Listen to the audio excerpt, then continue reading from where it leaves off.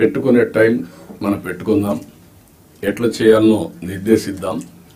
కానీ rule bounded కాకుండా human యాంగిల్లో మీరు ఆలోచించండి. ప్రతి ఒక్క సమయాన్ని, ప్రతి ఒక్క ఇష్యూని రూల్ బౌండెడ్గా మీరు ఆలోచించేంత వరకు సమస్య పరిష్కారం కాదు.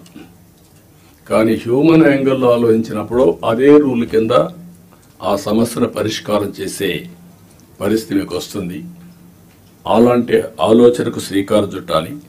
మీ సబార్డినేట్స్ని కూడా ఎక్కడ కానీ మీరు చెప్తున్నా, మన ప్రవర్తనలో ఒక పాజిటివ్ ప్రవర్తన ఉండాలి. ప్లింతీ లాంగ్వేజ్ వాడడం, లేకుంటే మనకు అధికారం ఉందని ఒక పెత్తందారి వ్యవస్థ మారిగా బిహేవ్ చేయడం, అలాంటి ఎక్కడా లేకుండా ప్రతి ఒక్కరూ గుర్తుపెట్టుకోవాల్సింది.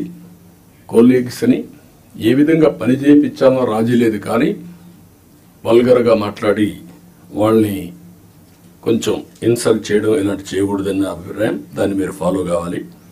మీరు చేసే పని మాకు రిఫ్లెక్ట్ అవుతుంది. మళ్ళీ ఈ విషయం గుర్తుపెట్టుకోవాలి. మీరు ఒక వ్యక్తి అయితే మీకు అన్వయిస్తారు. వ్యవస్థలో ఒక భాగమైనప్పుడు హెడ్ ఆఫ్ ది ఆర్గనైజేషన్ ఎవరైతే ఉంటారో వాళ్ళు కూడా వస్తుంది. ఈ విషయం మీరు గుర్తుపెట్టుకోవాల్సిన అవసరం ఉంది. రెండోది యాక్సెసిబిలిటీ. మీ టైంని ఇయర్ మార్క్ చేసుకోండి.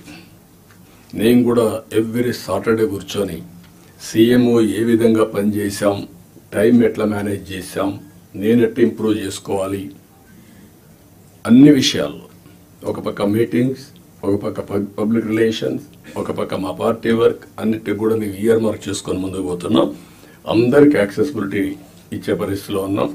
మీరు కూడా వీలైనంత వరకు యాక్సెసిబిలిటీ ఉండాల్సిన అవసరం ఉంది.